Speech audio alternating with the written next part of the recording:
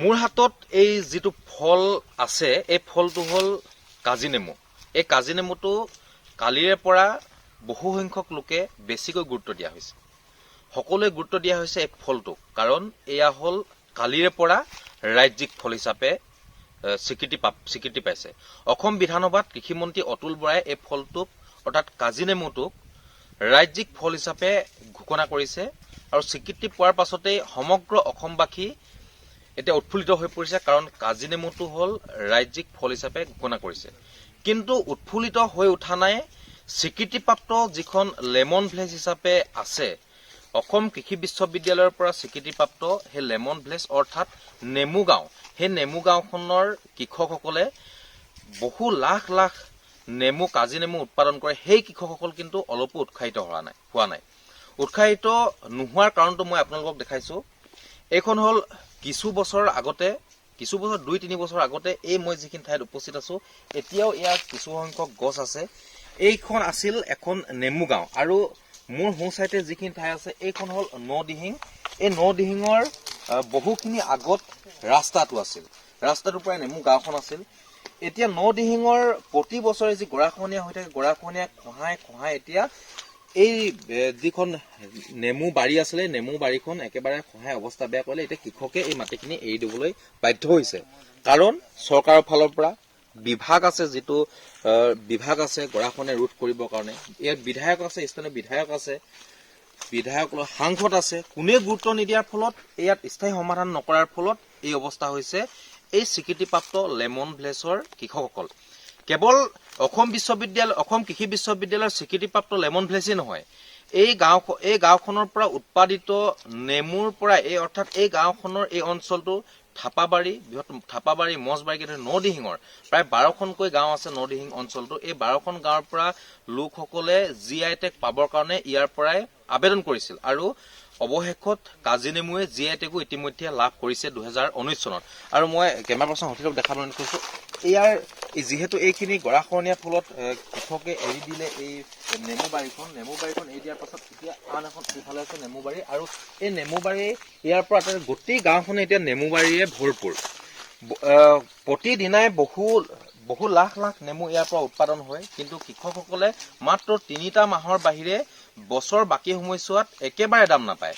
দাম ইমানেই নাপায় যে 30-40 পইচালৈকে নামি পৰে এই নেমুৰ দাম, যাৰ ফলত কৃষকসকলে, ইয়াৰ যিসকল স্থানীয় কৃষক আছে, কৃষকসকলে নেমুসমূহ নষ্ট হৈ যায়, আৰু কৃষকসকলে ছিঙি মেলি পকা নেমুসমূহ পেলাই দিবলৈ বাধ্য হয়। মোৰ লগত বহুকেইজন স্থানীয় কৃষক আছে, মই তেওঁলোকৰ পৰা জানিব চেষ্টা কৰিম যে কালি লেমন ভিলেজৰ কৃষকসকল কিমান উৎফুল্লিত যে কালি যিহেতু কাজি নেমু ৰাজ্যিক ফল হিচাপে স্বীকৃতি পালে। আপোনালোকে কি ক'ব? হয়, যদিও যোৱাকালি অসম চৰকাৰে কাজি নেমু জাতীয় ফল হিচাপে স্বীকৃতি প্ৰদান কৰিলে, কিন্তু আমাৰ এই নদিহিং অঞ্চলৰ কমেও 12খন গাঁও কমেও মুঠিও সুখী নহয়, কিয়নো অকল কেৱল জাতীয় ফল হিচাপে নহয়, 2019 বৰ্ষৰ 12 ছেপ্টেম্বৰত GI টেগ প্ৰদান কৰিছিল। তাৰ পৰৱৰ্তী পৰ্যায়ত আছাম লেমন ভিলেজ হিচাপে থাপাবাৰী গাঁৱকে মুখ্য কৰি 12খন গাঁৱক লেমন ভিলেজ হিচাপে স্বীকৃতি প্ৰদান কৰিছিল। তৎসত্বেও আজি পৰ্যন্ত কিন্তু চৰকাৰে এই সাধাৰণ কৃষক শ্ৰেণীৰ ৰাইজৰ সুবিধা হোৱাৰ হেতু কৃষকসকলে পইচা পাবৰ কাৰণে কোনো ধৰণৰ সুবিধা প্ৰদান কৰি দিয়া নাই। কেৱল মাত্ৰ বছৰৰ 3-4 মাহে কৃষকসকলে উচিত মূল্য পায় যদিও সেইটো সময়ছোৱাত খুব কম সংখ্যক নেমু উৎপাদন হয়, কাৰণ সেইটো সময়ছোৱাত পানী যোগানৰ প্ৰয়োজন, যাৰ ফলত সাধাৰণ কৃষক শ্ৰেণীয়ে জলসিঞ্চনৰ ব্যৱস্থা যথেষ্টখিনি ভোগ কৰিবলগীয়া হৈছে। মোৰ লগত আৰু কেইবাজনো কৃষক আছে, মই আপোনাৰ পৰা জানিম যে আপোনালোকৰ এই নেমুসমূহ যে আপোনালোকে খেতি কৰে, এই 3 মাহ বাৰু দাম পাইছে এই সময়ছোৱাত বিহুলৈকে, তাৰ পাছত আপোনালোক কেনেকুৱা ধৰণৰ অসুবিধা হয়? আৰু এই 3 মাহ উৎপাদন কৰিবৰ কাৰণে যিহেতু গুটি একেবাৰে কম, কি কাৰণে গুটি আপোনালোকৰ কম পায়? মানে এইটো আপতাল কোৱাখা নহয়, সস্তা হয়, 2 টকা সাৰ পাতি দিবলৈ দিগদাৰি হয়। সেইকাৰণে এটা অসুবিধা হয় আৰু পানী যোগান বা ইয়াৰ যোগাযোগ ব্যৱস্থা আপোনালোকে নেমুসমূহ বেচিবৰ কাৰণে বজাৰ চজাৰ এইবিলাক কেনেকুৱা ধৰণৰ ব্যৱস্থা আছে আপোনালোকৰ? বজাৰ বহুত দূৰ যাব লাগে, মোক ক'ত কেনেকে বিকিব লাগে নাই পাত্তা। বজাৰ ক বজাৰ পাবগে লাগে, আৰু ইয়াততো 30 পইচা 40 পইচা এনেকে দিয়ে চিজনত। 2-3 মাহ অকল দাম পায় আৰু 2 টকা 3 টকা এনেকে পায়। ধন্যবাদ। মোৰ লগত আৰু এজন আছে, যিহেতু নেমুৰ সমস্যাখিনিৰ কথা, নেমুৰ দাম কথা ক'লেই আপোনাৰ এতিয়া আটাইতকৈ ডাঙৰ সমস্যাটো হৈছে লেমন ভিলেজলৈ ভাবুকি আহি পৰিছে গৰাখহনীয়া। গৰাখহনীয়াৰ ক্ষেত্ৰত আপোনালোকে যি চৰকাৰৰ বা বিভাগীয় প্ৰতিনিধি যিসকল আছে, ইতিমধ্যে আপোনালোকে আন্দোলনো কৰা দেখা গৈছে আপোনালোকৰ অঞ্চলটোৰ পৰা। তেওঁলোকৰ উত্তৰ কি? তাৰ পাছত আন্দোলন কৰাৰ পিছত আপোনালোকে আবেদন নিবেদন জনোৱাৰ পাছত লেমন ভিলেজখন, এখন স্বীকৃতিপ্ৰাপ্ত লেমন ভিলেজখন ৰক্ষা কৰাৰ ক্ষেত্ৰত তেওঁলোকৰ কি উদ্যোগ, কি ব্যৱস্থা গ্ৰহণ কৰিছে? এইটো আমাৰ বহু দিনৰ আগৰ পৰা আমি এইটো কাৰ্যসূচী লৈ আহিছো। ইয়াত আমাৰ প্ৰায় প্ৰতি বছৰে শ বিঘা ইয়াত মাটি গৰাখহনীয়াই খাহি লৈ যায়, আৰু ইয়াৰ পৰা ফলশ্ৰুতিত কি হৈছে, বিভিন্ন ধৰণৰ বহুত কেইঘৰ মানুহ ইয়াৰ পৰা উঠি যাবলগীয়া হৈছে, আৰু উঠি গৈ কিনি সিহঁতৰ বেলেগত মাটি লৈ থোৱা নাছিল, আৰু সিহঁতৰ ইনকম চ'ৰ্চ বুলিবলৈ বেলেগ একো নাছিল। টেঙা গুজোপা সিহঁতৰ ইনকম চ'ৰ্চ আছিল, আৰু সিহঁতে গৈ বাটে পথে য'তে ত'তে থাকিবলগীয়া হৈছে। আৰু তেনে সন্দৰ্ভত আমি বিভিন্ন ধৰণৰ প্ৰটেষ্টো কৰিছিলো, বিভিন্ন ধৰণৰ ব্যক্তিক ইনফৰমেশ্যনটো আমি দিছিলো, বাট কোনো ধৰণৰ এতিয়ালৈকে ৰেছপনচিবিলিটি অহা নাই, আৰু কোনো ধৰণৰ ৰেছপণ্ডো দিয়া নাই এতিয়ালৈকে। আৰু অৱশেষত এতিয়া এইটো ছইল ইৰোজনৰ যিটো প্ৰটেকশ্যনৰ কাৰণে গভমেণ্টে কিবা এটা পইচা ইছ্যু কৰিছে, নিয়াৰ এবাউট 10 lakhs, বাট সেইটো 100 মিটাৰ কভাৰ কৰিব নোৱাৰে, বা এইটো প্ৰটেকশ্যন অফ ছইল ইৰোজন। চ' ইমান এটা কম পইচা ইয়াত কি কৰিব পৰা যাব? তো এইটো বহুত ডাঙৰ এটা প্ৰব্লেম হৈ গৈছে, আৰু ইয়াত প্ৰতি বছৰে যিহেতু শ বিঘা মাটি ইয়াৰ পৰা নদীত উটি গৈ আছে, কেইবাটাও ঘৰ উটি গৈ আছে, আৰু নদী আমাৰ গোটেই অঞ্চলটোৰ কাষেদি টেঙাবাৰী যিখিনি আছিলে গোটেই মানুহবিলাকৰ ঘৰ, আৰু খুব বেছি উইদিন 2 years তাৰপৰা নিয়েৰ এবাউট 50 ঘৰ আৰু উঠিব লাগিব। তো এইটো আমাৰ কাৰণে বহুত ডাঙৰ এটা সমস্যাৰ সৃষ্টি হৈছে আমাৰ গোটেই অঞ্চলটোৰ কাৰণে। আমাৰ ইয়াত আৰু এটা আছিল, গভমেণ্টে খুব বেছি গুৰুত্ব দিয়াৰ প্ৰয়োজন, কাৰণ ইয়াত প্ৰতিদিনে নিয়েৰ এবাউট 4 lakhs নেমু প্ৰডাকশ্যন হয়, আৰু এটা যিটো হাই প্ৰডাকশ্যন যিটো টাইম হয়, আৰু এতিয়া নেমুটোৰ ৰেট হয় 30 পইচা 20 পইচা, আৰু এতিয়া নেমুৰ দাম 3 টকা 4 টকা আমাৰ ইয়াত, কিন্তু প্ৰডাকশ্যন একেবাৰে ল'। তেনেহ'লে কৃষকসকলে খেতি কৰিবৰ কাৰণে উৎসাহ নাথাকিলে পইচা নাথাকে, খাবৰ কাৰণে সিহঁতৰ চলিবৰ কাৰণে টেঙা যায় যিহেতু ইনকমৰ চ'ৰ্চ হয়, যদি সিহঁতৰ সেইটোৱে প্ৰডাকশ্যন নাথাকে তেনেহ'লে খেতি কৰিব কেনেকৈ? হাজিৰা কৰিব লাগে, টেঙা বাৰীত সিহঁতে মেইনটেনেঞ্চৰ কাৰণে টাইম দিব নোৱাৰে। তো সেইটো কাৰণে টেঙা গছৰ অৱস্থা এতিয়া বেয়া হৈ গৈছে। আমাৰ নিজৰে আছে নিয়েৰ এবাউট 60 বিঘাৰ টেঙা বাৰী, বাট আমি মেইনটেনেঞ্চ কৰিবৰ কাৰণে দিগদাৰ হয়, কাৰণ তাৰ টেঙা যিটো ৰেটটো প্ৰডাকশ্যনটো আমি বিক্ৰী কৰি আমাৰ যিটো আমি খৰচ কৰোঁ সেইটোৱে আমাৰ ৰিটাৰ্ণ নাহে। চ' এইটো কাৰণে আমাৰ বহুত ডাঙৰ এটা সমস্যা হৈছে। এই সমস্যাটো আমাৰ গভমেণ্টেই হওক, আমাৰ বিভিন্ন ধৰণৰ অভিজ্ঞ ব্যক্তিসকল আছে, আৰু সিহঁতে আমাৰ ইয়াত চকু ফুৱাৰ প্ৰয়োজন, আৰু বিশেষকৈ আমাৰ এই সমস্যাটো খুব জলদি সমাধান হোৱাৰ প্ৰয়োজন, কাৰণ আমাৰ সমস্যাটো বহুতেই বেছি ডাঙৰ হয়।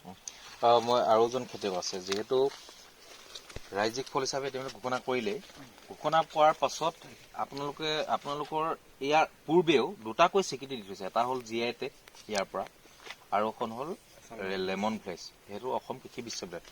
তাৰপিছত আপোনালোকে আগতে যেনেকে বিক্ৰী কৰি আছিলে, বজাৰ যেনেকে আছে, তাৰপিছত এই স্বীকৃতিবিলাক যে পাই আছে, তাৰ পৰা কিবা লাভ হৈছে যে? এতিয়ালৈকে লাভ বা লোকচানৰ এতিয়াতো হৈছেহে, এতিয়া আমি সিমানকে ক'ব নোৱাৰিম, কিন্তু আমাৰ এতিয়া যিহেতু অকল লেমন ভিলেজ হিচাপে চৰকাৰে স্বীকৃতি দিলে, কিন্তু লেমন ভিলেজখন যে আৰু 2 বছৰ পাছত নাথাকে সেইটো 100% চিয়ৰ কথা। আমাৰ অতিকৈ দুখৰ এটা বৰ ডাঙৰ সমস্যা আহি আছে, যিটো নদীখন। আমি 15 বছৰ আগতে আমাৰ নদীখন আছিলে ইয়াৰ পৰা প্ৰায় আধা কিলোমিটাৰ আঁতৰত, এতিয়া আহি কি হ'ল, গোটেই আমাৰ ঘৰ বাৰী উটুৱাই নিলে। আপোনালোকে দেখিছে আগত হেৰি হৈছে। এতিয়া চৰকাৰে লেমন ভিলেজ হিচাপে আমাক ঘোষণা কৰিছে, আমি ভাল লাগিছে, কিন্তু আমাৰ লেমন ভিলেজখন যাতে চৰকাৰে সুৰক্ষিত কৰি ৰাখে, নদিহিঙৰ গৰাখহনীয়াৰ প্ৰতিৰোধ ব্যৱস্থা যদি কৰি দিয়ে, তেতিয়াহ'লে আমি কিন্তু নথৈ আনন্দিত হ'ম। এয়া আছিল কৃষকসকলৰ মন্তব্য, আৰু মই কৃষিমন্ত্ৰী অতুল বৰাক অনুৰোধ জনাইছো, আপুনি এই অঞ্চললৈ আহি, এই ঠাইখিনিলৈ আহি চাই যাওক। যোগান মন্ত্ৰীয়ে নিজে উল্লেখ কৰিছে যে এই সময়ছোৱাত যিসমূহ সম্পূৰ্ণৰূপে নেমুসমূহ লাগি থাকে, সেই সময়ছোৱাত প্ৰায় 50,000 নেমু নষ্ট হয়, কৃষকৰ নেমু নষ্ট হয়। সেইটো কিন্তু যোগান মন্ত্ৰীয়ে দিয়া এটা হিচাপ। তাতকৈ বেছি হয়তো নেমু নষ্ট হয় প্ৰতিদিনেই, যি সময়ত সম্পূৰ্ণভাৱে নেমু লাগি থাকে, যি সময়ত একেবাৰে দাম কম পায়। আৰু মই অনুৰোধ জনাইছো কৃষিমন্ত্ৰীক, পুনৰ অনুৰোধ জনাইছো, আপোনালোকে কেৱল এই স্বীকৃতিসমূহ যে দি আছে, এই থাপাবাৰী অঞ্চলটো অৰ্থাৎ নদিহিং অঞ্চলত আপোনালোকে এতিয়ালৈকে 3বাৰ স্বীকৃতি দিলে বুলি ক'ব লাগিব। কাৰণ প্ৰথমতে আপোনালোকে এইখন এখন লেমন ভিলেজ হিচাপে স্বীকৃতিপ্ৰাপ্ত লেমন ভিলেজ হিচাপে স্বীকৃতি দিলে, সেইটো অসম কৃষি বিশ্ববিদ্যালয়ৰ ফালৰ পৰা দিলে। দ্বিতীয়তে আপোনালোকে GI টেগ দিলে, আৰু কাজি নেমুক চিনি পাইছিল যেতিয়া GI টেগ লাভ কৰিলে, তাৰ পাছত কাজি নেমুক অসমৰ মানুহে বেছিকৈ চিনি পাব ল'লে। কাৰণ অসমত মাত্ৰ 11-12 বিধ সামগ্ৰীৰহে GI টেগ আছে। গতিকে তাৰ GI টেগ পোৱাৰ পাছতো কিন্তু এই কৃষকসকলৰ কিন্তু কোনো ধৰণৰ বজাৰৰ ক্ষেত্ৰত বা অত্যাধিক বজাৰ লাভ কৰিছে বা ক'ৰবাত প্ৰডাকশ্যন হৈছে, এই কামবিলাক কিন্তু একেবাৰে হোৱা নাই।